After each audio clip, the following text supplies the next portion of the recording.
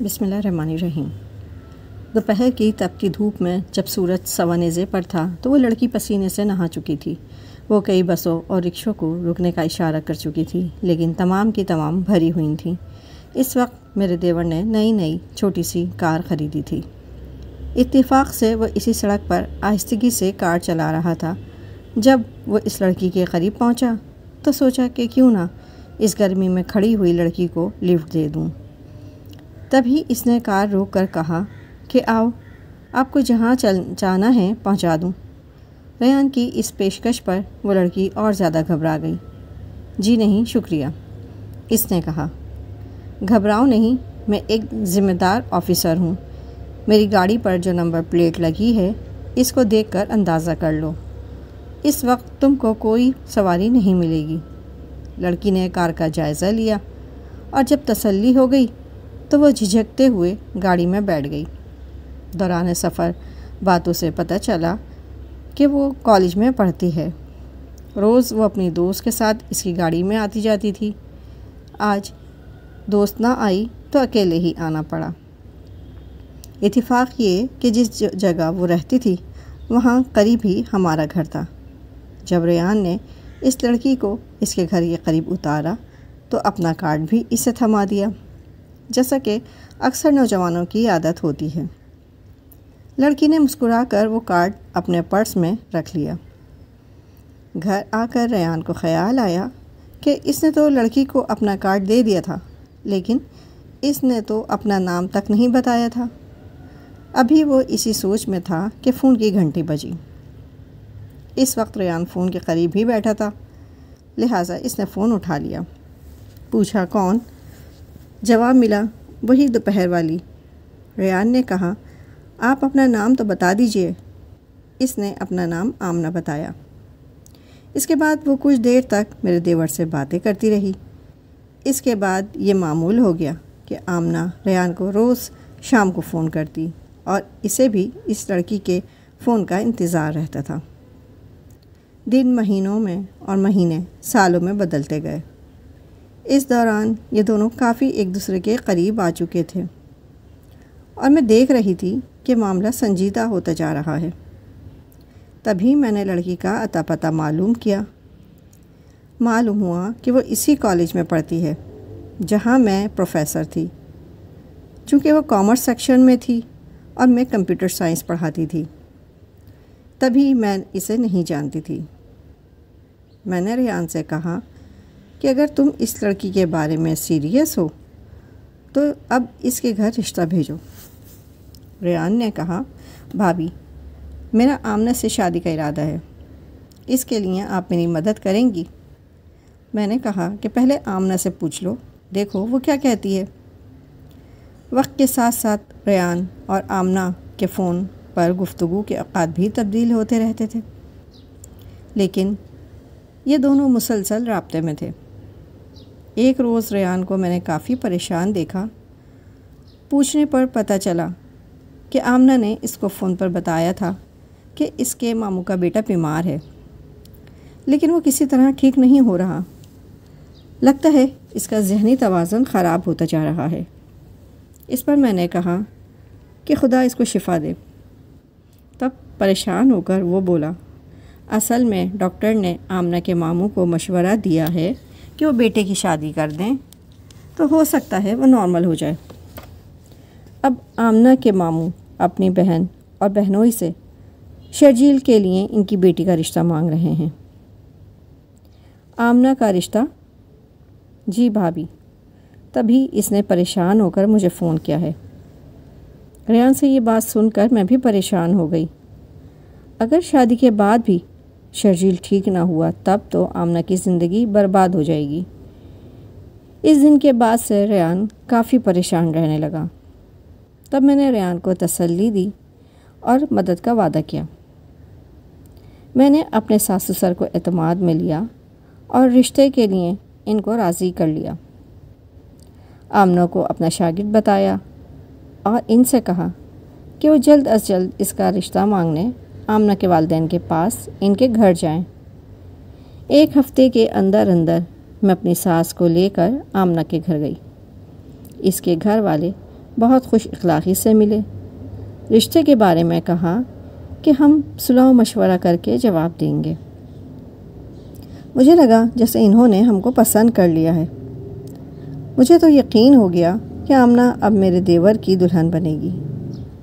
وہ خوبصورت تھی، گفتگو سے اچھی لگی، اس کا تعلیمی ریکارڈ بھی اچھا تھا۔ میں نے اس کی کلاس ٹیچر سے آمنہ کے بارے میں معلومات لیں تو انہوں نے بھی اس کے بارے میں اس کی بچی کی تعریف کی۔ آمنہ کے والد ایک بینک آفیسر تھے، پڑھے لکھے لوگ تھے اور کافی خوشحال گھرانہ تھا۔ میں ہر دوسرے تیسرے دن آمنہ کی امی کو فون کرتی تھی۔ میرے دیور کے لیے یہ انتظار کے دن قیامت کے تھے، کیونکہ لڑکی کے گھر اب بھی صلاح مشورہ ہو رہے تھے۔ گھر والے سوچ رہے تھے کہ یہ رشتہ قبول کریں یا نہیں، کیونکہ ہم بالکل غیر لوگ تھے۔ ادھر لڑکی کا ماموں والے زور لگا رہے تھے اور منتیں کر رہے تھے۔ آخر ان لوگوں کی فتح ہوئی اور اپنے بیٹے کے لیے آمنہ کا رشتہ لینے میں کامیاب ہو گئے، جبکہ لڑکی اس رشتے پر قطعی راضی نہ تھی۔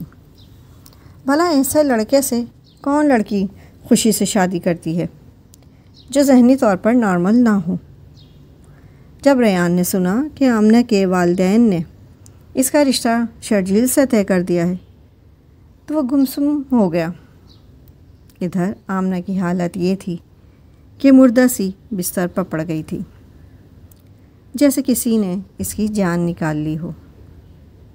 اس کے والدین کو علم ہی نہ تھا کہ ان کی بیٹی ریان کو پسند کرتی ہے۔ یہ سارا کیا دھرا تو اس کی کم عقل ماں کا تھا، جس نے بھائی کی محبت میں اور ان کی التجاؤں پر بیٹی کو قربان کر دیا تھا اور بیٹی کے بارے میں کچھ نہ سوچا۔ اگلے کئی دنوں تک ریان کا دماغ معاف رہا تھا، جیسے کسی نے اس سے سوچنے سمجھنے کی طاقت چھین لی ہو۔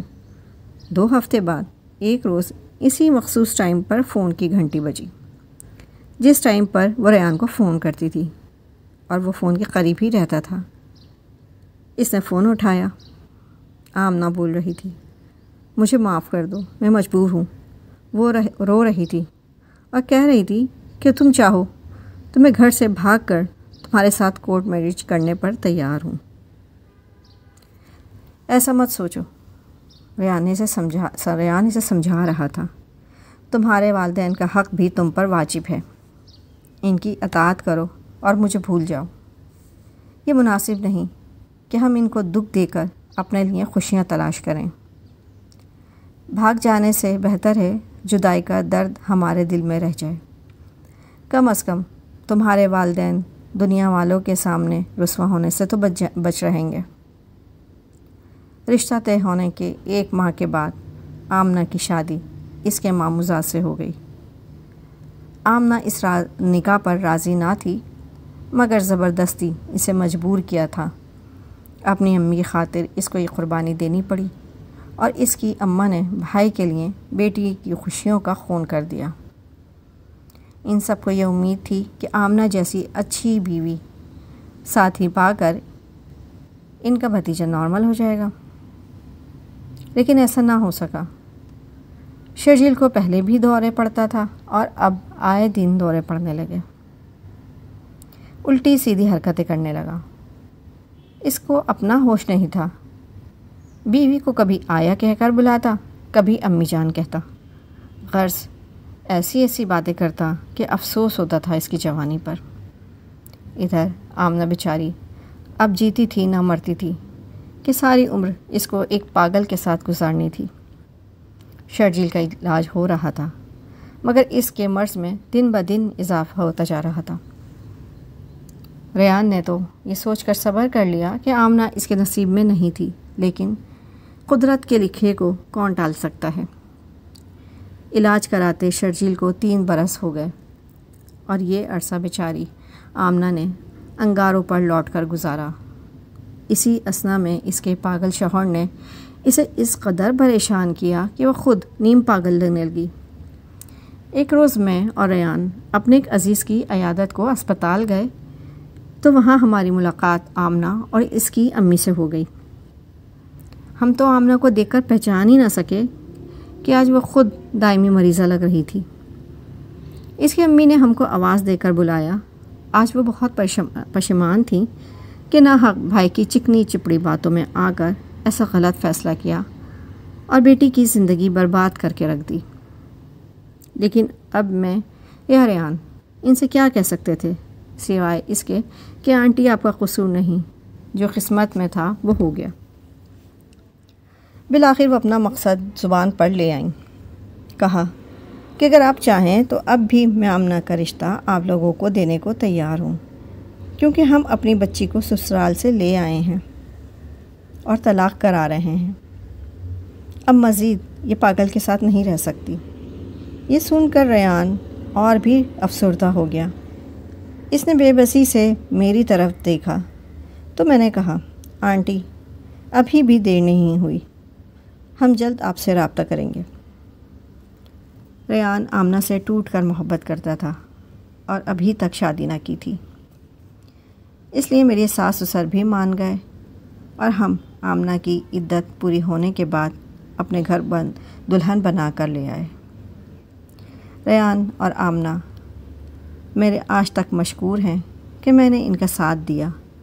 بس میں تو یہی چاہتی تھی کہ آمنہ کی زندگی میں خوشیاں لوٹ آئیں جس کی وہ حقدار ہے۔ اس کی امی نے اس پر ظلم کیا، لیکن آج جب میں ریان کو آمنہ کے ساتھ خوش دیکھتی ہوں تو خدا کا شکر ادا کرتی ہوں کہ اللہ نے دو محبت کرنے والے دلوں کو ملا دیا۔ اگر آپ کو میری یہ کہانی پسند آئی ہو تو میرے چینل کو لائک اور سبسکرائب کر دیجیے گا۔ شکریہ۔